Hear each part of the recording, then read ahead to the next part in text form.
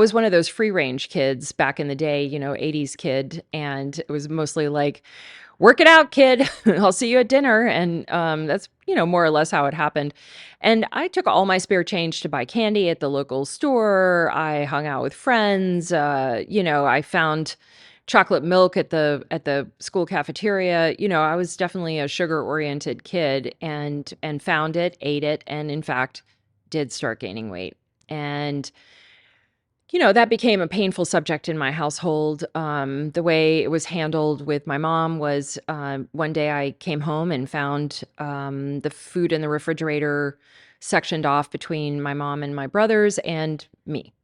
And that was my first deep stab of shame over my body, and that pretty much continued all the way through my teenage years, up until my early 20s when I embarked on my first severe restriction and hard exercise diet.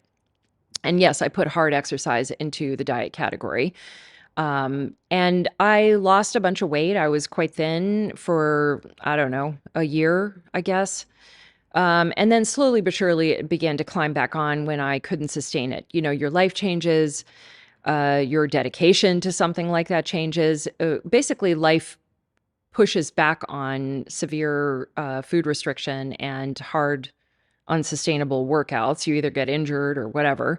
In this case, I think I just sort of lost interest and decided to go about living my real life, which I think if you've been a dieter and gone off, you're going to recognize that pattern, right? You do the thing and then you go back into your real life. And the problem is that there's problems on both ends of that.